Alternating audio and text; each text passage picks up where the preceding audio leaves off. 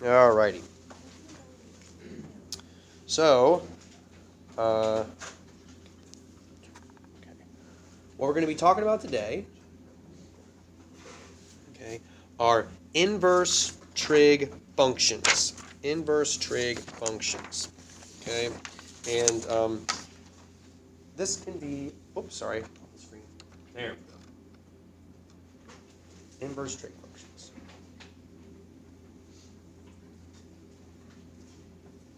Again, this is kind of, continuing in that very typical kind of rhythm or pattern that we follow in many math classes, right, where we teach you a certain kind of function, what it does, you study the transformations of it, then we evaluate it and stuff like that, and then eventually we learn about the inverse of that function, how to kind of eliminate it or cancel it out, right?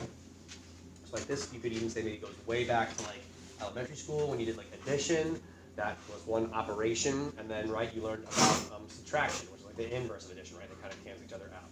Same thing with multiplication first, right, and then division, right, and then later on you learned about like squaring something, and the inverse of squaring something would be the square root, right? To undo that. Cubing and then cube rooting, right? And then we also learned about like like something to the x power, like 2 to the x, right? How would we cancel out 2 to the x? You use it on logarithm, right? And so you learn about something and then you learn about its inverse, right? And then also, when it comes to like learning those inverses, the inverses tend to give us a little bit more trouble. So something like x squared, that's not so bad. But then the square root came along and like that was a little bit weird, right? That was a little bit trickier to do because you have to kind of think backwards, right? When you square something, you're just like, oh, 2 squared, it's 4, 2 times 2, right? When you do the square root of 4, you're like, what squared gives me 4? Kind of thing. You have to think a little bit weird, right? Or like when we do logarithms and exponents, right? 2 to the power of 2, right? That's easy. It's just 2 times 2, 4. But then if you have like log base 2 of 4, you have to think, okay, backwards again. 2 to what power gives me 4, right? We normally, that's what we kind of have to think about, right? So same thing here, right? We've gotten comfortable practicing a lot of doing sine, cosine, tangent, cosecant, secant, and cotangent. Evaluating sine of an angle and getting a ratio, evaluating cosine of an angle and getting a ratio. Now we're going to go backwards, okay? And we're going to take, we're going to use inverse trig functions here, okay? So the first one we'll talk about here is the inverse sine.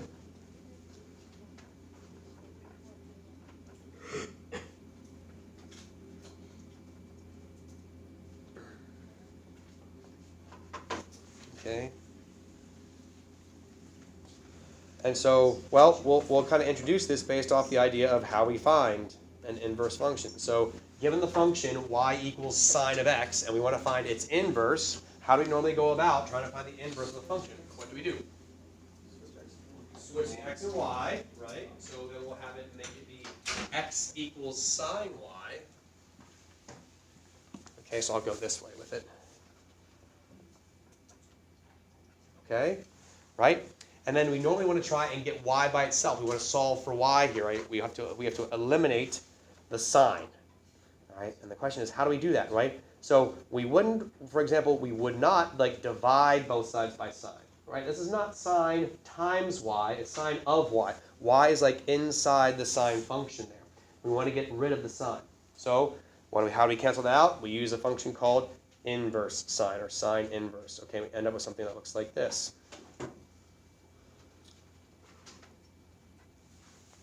Okay. Or if you like, we could also say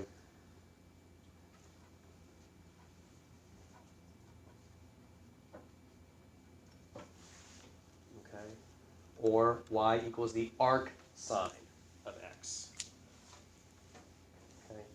These two things, these two functions, they mean the same thing. So if you see sine inverse or if you see arc sine, they mean the same thing. Okay? So, it's two different ways to say the same thing. Be careful with this, right, too, because it's tempting to say, oh, that's 1 over sine. It's not 1 over sine, okay? Yes, I know when you raise something to the negative 1 power, that normally means 1 over that thing, right? But in this case, right, this means sine inverse, not cosecant, right? Because 1 over sine would be cosecant, okay? So this is not the same thing as cosecant, okay? They're different. Okay? It's just kind of an unfortunate turn of events that they look like it's a reciprocal thing. Is there a way to find this mathematically?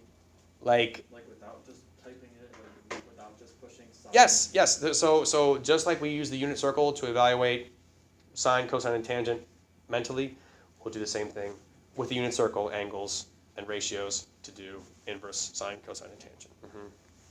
But then beyond those, we'll be going back to our calculators.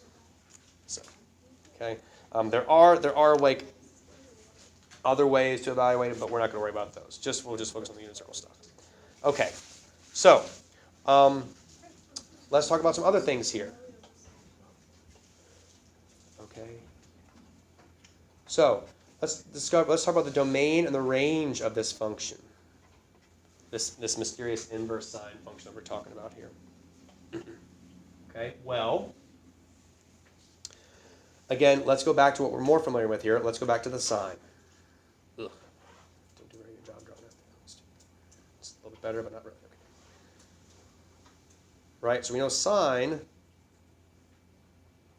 there's a rough sketch here. Right, looks something like that. Right, starts at 0, goes up to 1, down to -1, all that jazz.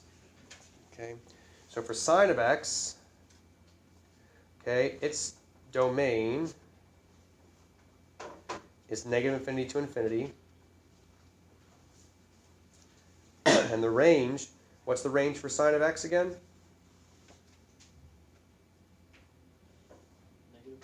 -1 to 1.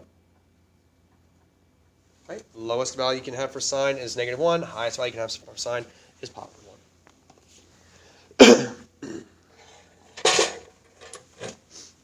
All right. Sorry about this. There we go. Okay. Well, remember the inverse function then, sine inverse or arc sine, it takes the x and y's and it flips them. So what do we expect the domain for inverse sine to be?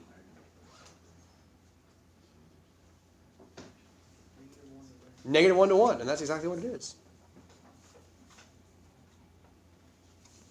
Okay. The range, however, is not going to be -infinity to infinity. All right, and I'll explain why in a little second here, and I'll show you why with maybe a picture that might help.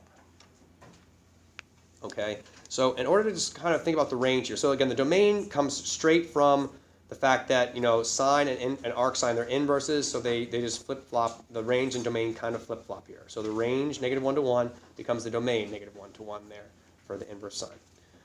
And I'll show that in a picture here too. Okay, now, remember to think kind of graphically about the inverse, okay, of something. Okay, what kind of transformation can you do to a function to find its inverse? What kind of transformation can we do to a function to get its inverse? Yes, go ahead, Melissa. Ben? Reflect over the line y equals x. Exactly right. Reflect over the line y equals x. So imagine we kind of like drew in the line y equals x here, okay, and reflected this thing over, it would look something like this.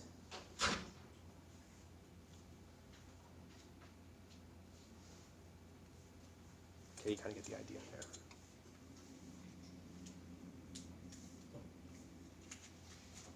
Okay. This is the graph of arc sine. Okay. What's the problem with this graph, though? It's not a function. Okay, and we like to work with functions. Okay, we like to work with functions because we want, you know, when we kind of like evaluate something, we want to have just one output. We don't have like a million outputs. Okay, here we would have an infinite number of outputs for some of these x values. Okay, so that's why our range cannot be -infinity to infinity. It would be -infinity to infinity, right? If we did just kind of flip-flop these things, it would be -infinity to infinity, right? If we didn't care if it was a function or not. But we want it to be a function, and so we limit our range, and we limit it specifically from -π/2 to π/2. Okay, so from here essentially to here. So you kind of like ignore that stuff. So we end up with this like little squiggle. That's arc sine. Okay, right there. Okay. this is going to be important to remember here when we go to evaluate inverse trig and stuff. Okay, so for example, let's just do one here. You can kind of see how it works. So let's say we wanted to do sine inverse of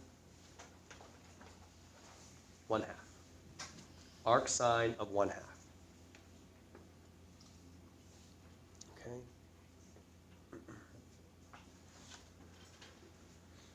So, with a normal sine function, we input an angle and the output is a ratio, right? So when we do sine of something, sine of that something is an angle, and then the output equals, sine of that something equals a ratio. For inverse, it flips around. So now our input is a ratio, our output is an angle. So we need to figure out an angle here, okay? That sine inverse of 1/2 is equal to that angle. Okay, so what are you saying? 30 degrees or pi over 6. Exactly right. I'm going to use radians here for this. Okay, how did you figure out it's pi over 6, Anna? Just from knowing the triangles. Just from knowing the right triangles, right? Okay. So so yeah, one thing you can do here is use your special right triangles to figure this out. Okay. If I draw one of them here, I'll do the pi over 3, pi over 6, 1, 2, and the square root of 3. I'm trying to zoom in some here. Okay.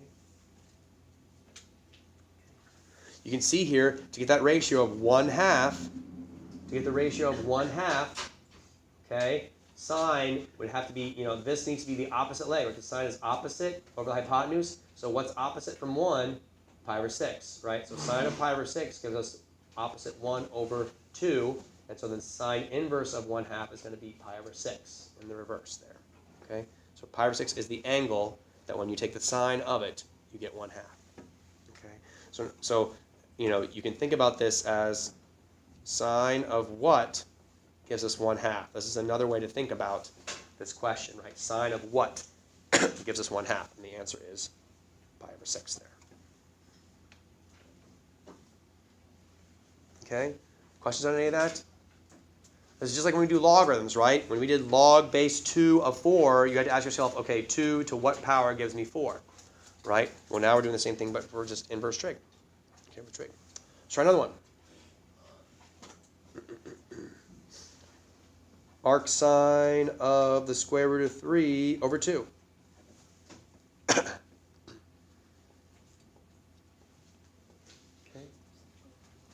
Arc sine of root 3 over 2. Or in other words, sine of what gives us root 3 over 2?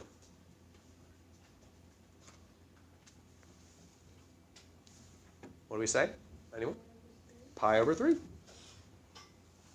Okay, sine of pi over 3 gives us root 3 over 2. Exactly right.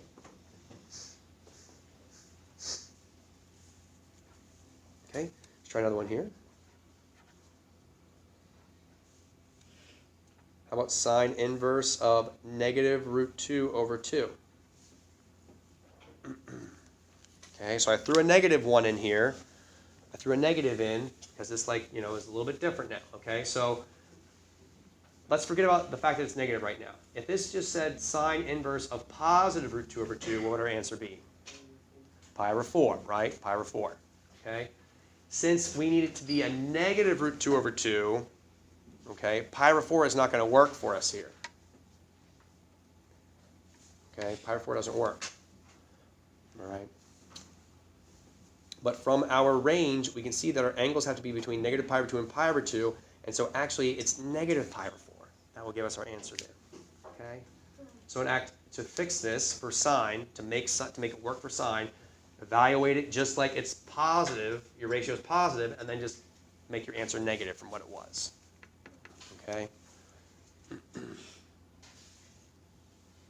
Okay. Now maybe you're thinking to yourself, okay, Mr. Whitmire, but aren't there angles? Aren't there angles for sine that give us negative root 2 over 2? I mean, for example, isn't sine of 3 pi over 4, or isn't sine of, or sorry, not 3 pi over 4, sorry, isn't sine of 5 pi over 4, or isn't sine of 7 pi over 4? Don't those two angles work, right? When you take the sine of them, don't they give you negative root 2 over 2? And the answer is yes, they do. Okay? So like 5 pi over 4 and 7 pi over 4, if you take the sine of these, you do get negative root 2 over 2. But why can't they be our answers? They don't fit in the range. Yeah, okay. Our range has to be between negative, our answers have to be between negative pi over 2 and pi over 2. Okay? So, that negative pi over 4, well, that's 7 pi over 4. Right? It's in the same position if you just subtract 2 pi from it, a coterminal angle there. Okay? And so the easiest way I can say to kind of help you just do this without having to worry too much about, all the possible angles and stuff, is just that if your ratio is negative, act like it's positive, and then just make your answer negative when you get your answer there. Okay? So for example, sine inverse of negative 1/2 is negative pi over 6. Arc sine of negative root 3 over 2 is negative pi over 3. Okay? So it's pretty easy with sine, and it's also pretty easy with tangent too. Cosine's a little bit trickier, but we'll get to that one here in just a second. All right, so questions on any of that with the negatives and stuff? No, we're good there? Okay. We'll get you guys some practice here in a little bit too, so you guys can, then struggle or wrestle with it on your own, I'll say. All right. One more here, and then we'll talk about sine, inverse, cosine, inverse, tangent. Arc sine of 2.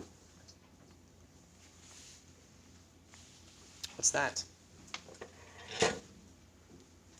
What's that?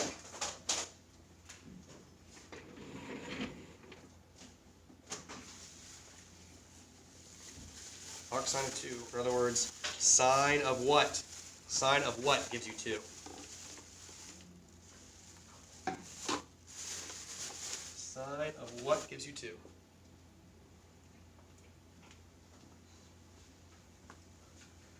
Yes? Pi over 2? Sine of pi over 2 is 1, not 2. Sine of what gives you 2? Is there like a way you can write cosecant? Or like... Right, so nope, I need to know sine of what gives me 2. If it was cosecant, then it'd be cosecant, I guess, of 1/2. Or cosecant of what gives you 1/2. So we're struggling with this for a reason. You can't. It's impossible.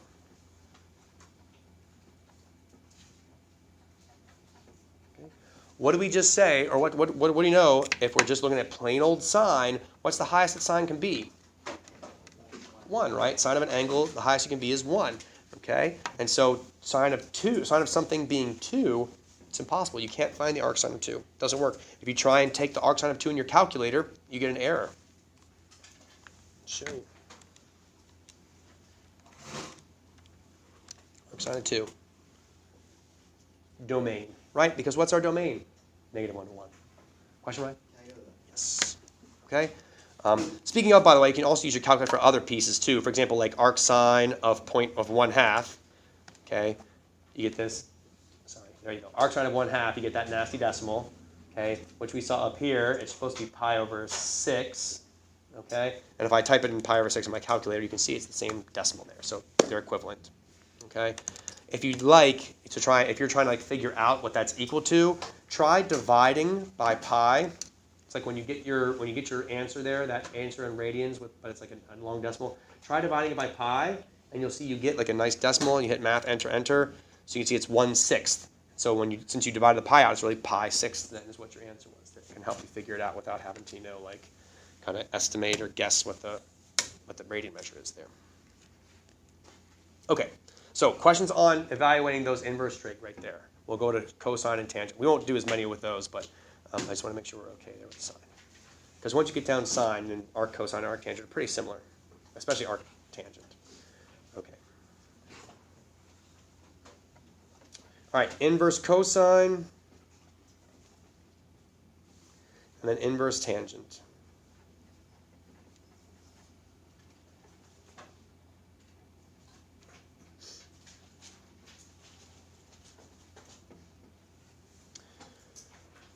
Okay, so tangent's domain, -infinity to infinity. Right, that comes straight from the range of regular tangent, right? Tangent's range, -infinity to infinity, so inverse tangent's domain, -infinity to infinity. The range for inverse tangent, -pi over 2 to pi over 2. Okay? Just like tangent's kind of like initial period, right? Tangent's initial period is negative pi over 2 to pi over 2. Of course, it repeats and goes on forever, but we want it to repeat and go on forever because that would make it not a function when we do the inverse. So just negative pi over 2 to pi over 2. And then for inverse cosine, its domain, like sine, is negative 1 to 1. Okay. And its range is different than sine, bless you, and tangents. Its range is from 0 to pi. Okay, its range is from 0 to pi.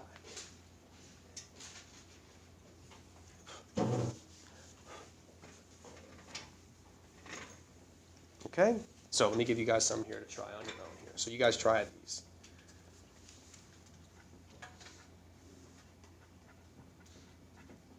What is arc cosine of 0? Arc cosine of the square root of 3 over 2. And arc cosine of negative 1/2. Okay, go ahead and give those a try there.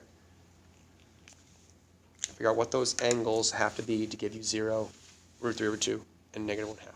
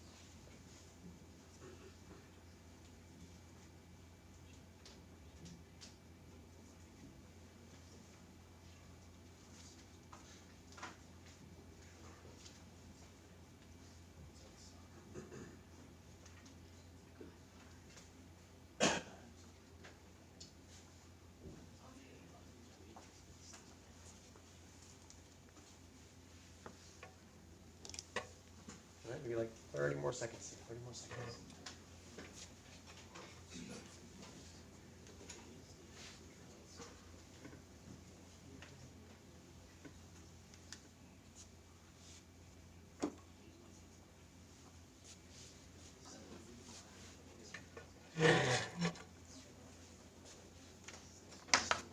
Question? Yes.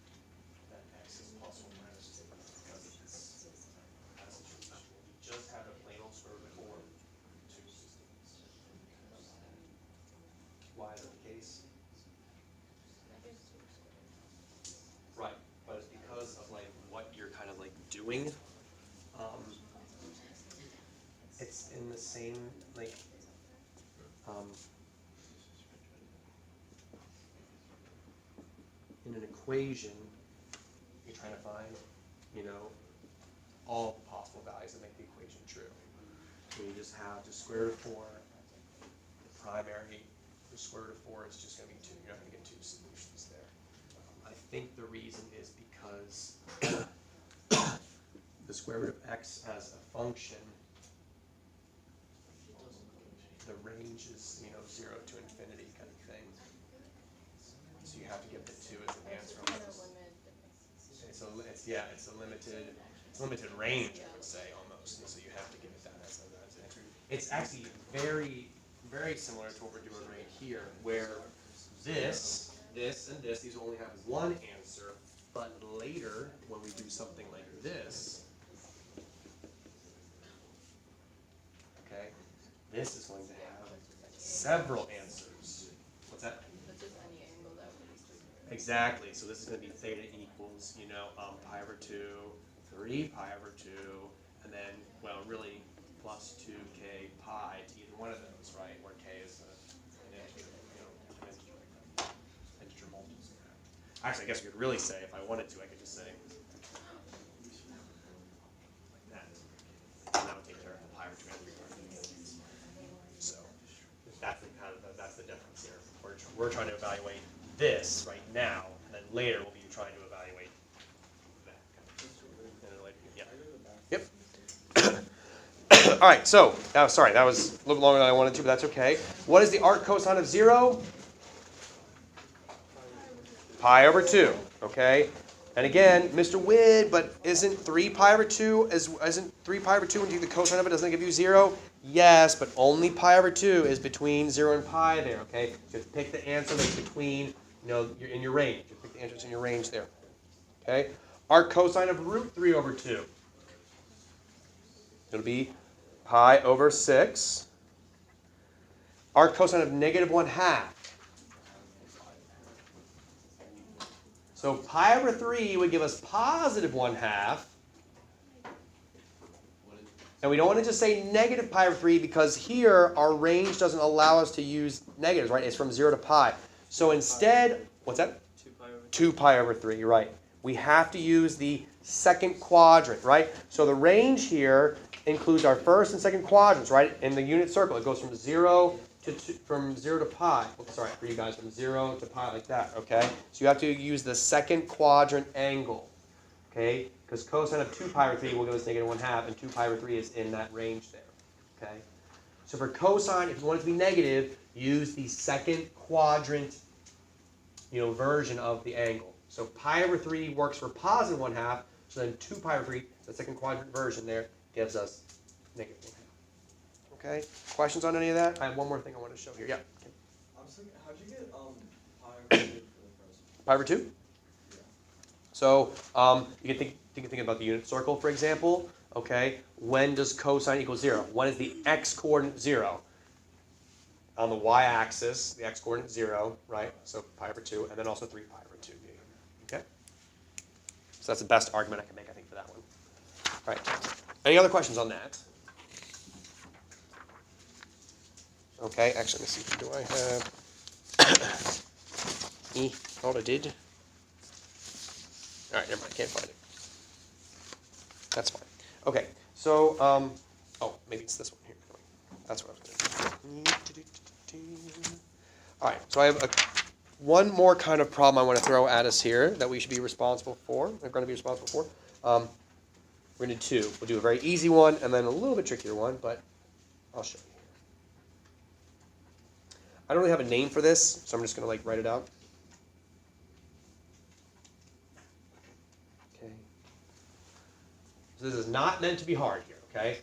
Tangent of the arctangent of 2/3, what should that equal? 2/3, right? These are inverses. When you apply a function to its inverse or an inverse to its original function, they should cancel out, right? That's the definition of inverse. If you compose a function and its inverse, they should cancel out and leave you with just your answer there, 2/3. Okay? What about, though, something like tangent of the arc cosine of 2/3?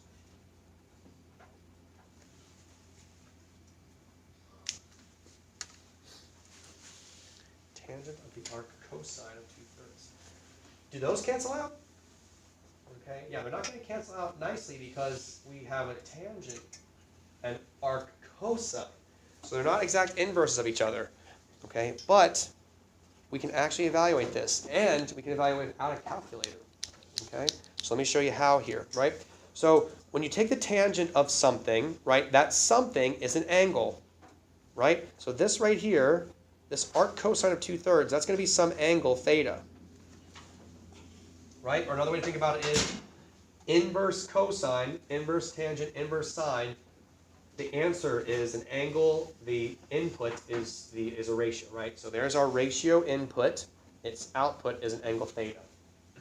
Okay, so in other words, we know that theta, we can say that theta is this angle, this mystery angle here, is equal to the arc cosine of 2/3. Okay? Now, is that theta going to be on our unit circle? Is this angle that we're going to come up with here, is it going to be on our unit circle? No, why not? How can we tell it's not going to be on our unit circle? 2/3 is not a ratio we know, right? 2/3 is some strange ratio we've never seen, okay?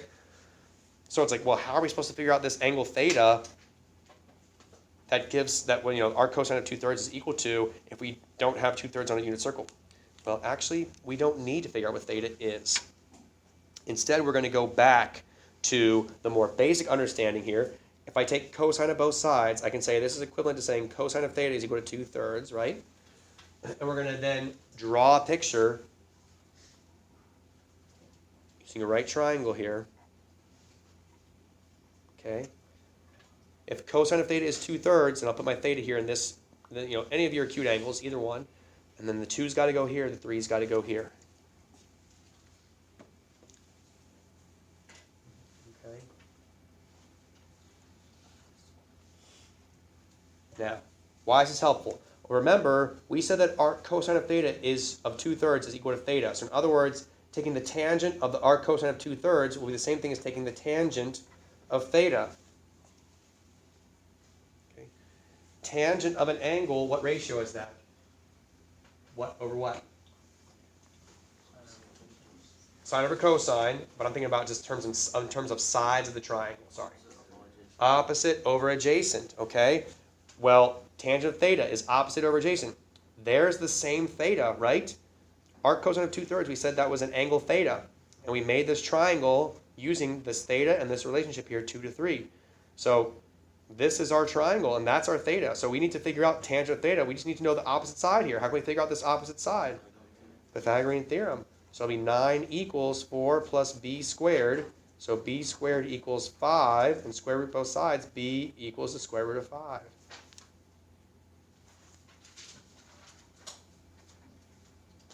Okay?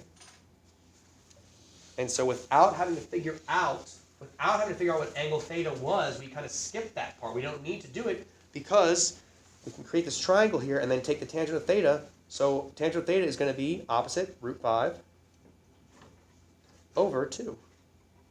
And there's our answer. Without having to find what actual angle theta is. Okay? Without having to find what the actual angle theta is there. Okay. So we skipped it. Skipped over that piece. All right? You'll have a few problems like this for your homework too. All right. So, and I'll be able to help you out with those if you get stuck on them or something like that.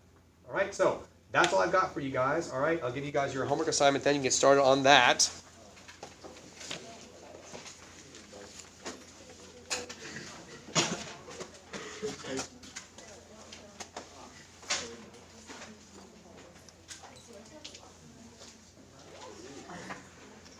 Page 347, numbers 5 to 15, 27 to 31, 55 to 59, 71.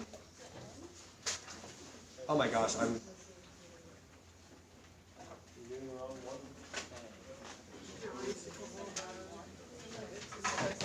73, sorry, okay, that's odds. And then also number 106. Okay. Also also number 106.